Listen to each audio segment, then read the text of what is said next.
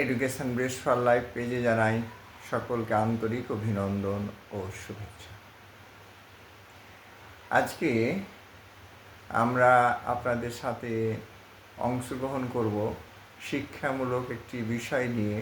তার মধ্যে অন্যতম হচ্ছে এইচএসসি পরীক্ষা 2026 যে চলমান রয়েছে তা থেকে ড্রপ আউটের পরিমাণ এবং এটি কেন হতে চলেছে তা নিয়ে আমার মতামত।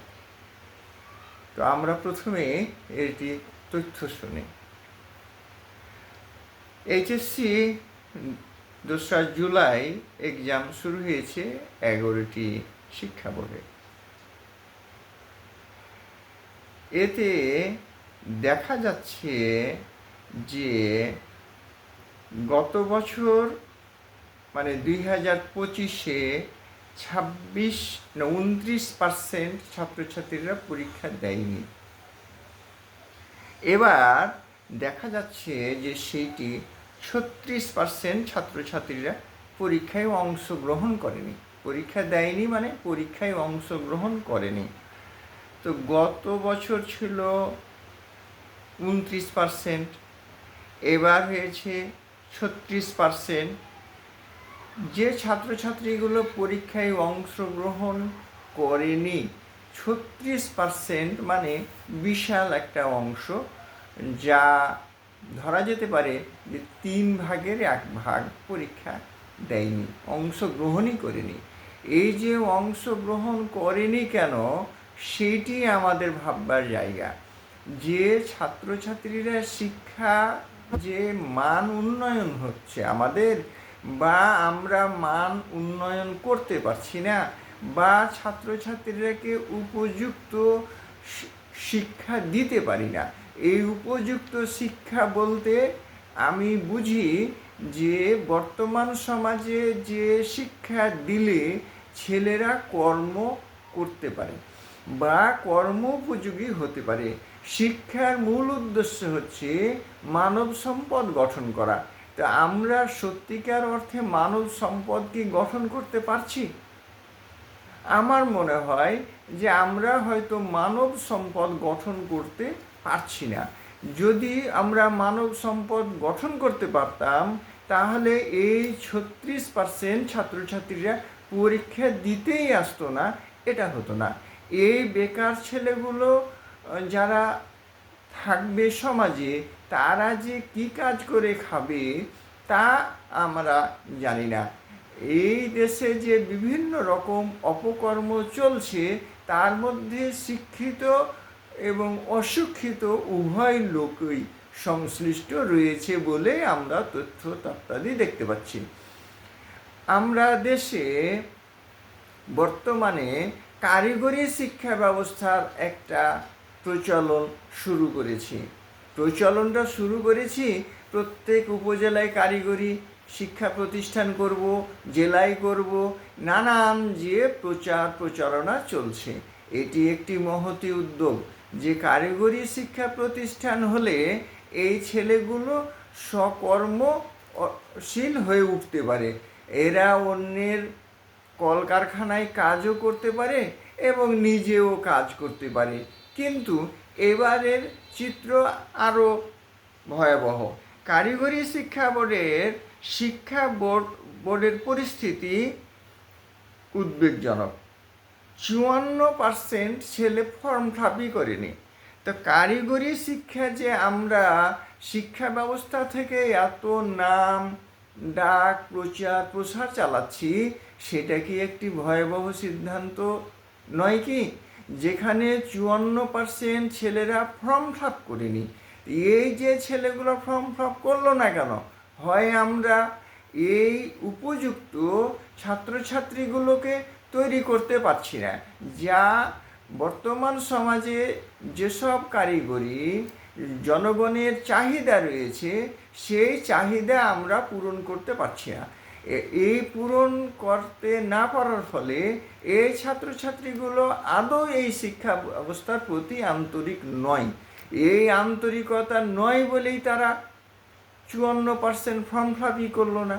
তো কারিগরি শিক্ষা ব্যবস্থা যে আমরা জেলা উপজেলা গোটা দেশেই বিস্তার লাভ করব, তো এই তথ্য শুনলে দেখলে মনে হয় যে কারিগরি শিক্ষা ব্যবস্থা আমরা যা শেখাতে চাই বা শিখাই তা মোটেও বর্তমান সমাজের মানে প্রচলিত যে কারিগর প্রয়োজন রয়েছে সেই ব্যবস্থা আমাদের মধ্যে আদৌ নেই।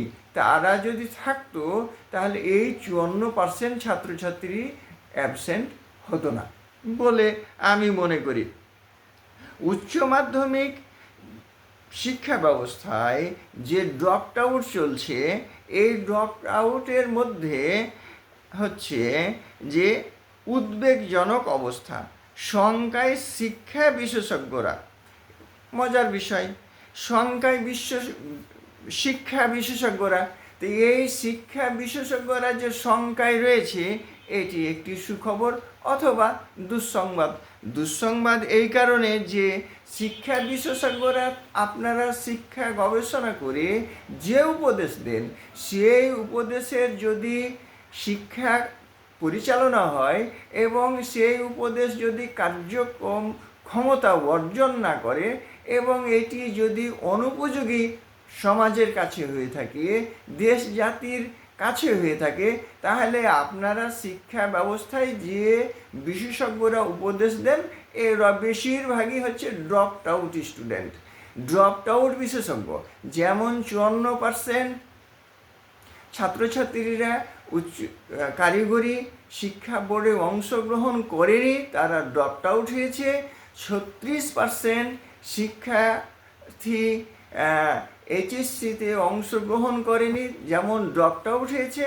আমাদের দেশের শিক্ষা বিশেষজ্ঞ যারা রয়েছে তারাও আশা করি 36% এবং 54% এদের মেধা ড্রপ আউট হয়েছে। এরা সমাজের জন্য কোনো উপযুক্ত ভালো সিদ্ধান্ত রাখতে পারছে না বলে আমি মনে করি।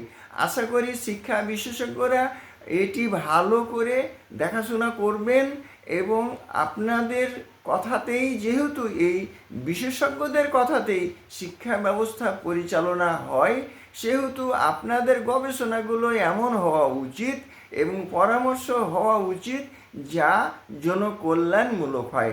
আপনারা এমন পরামর্শ দেন যে ছাত্রছাত্রীরা শিক্ষা প্রতিষ্ঠান ছেড়েই পালিয়ে যায়।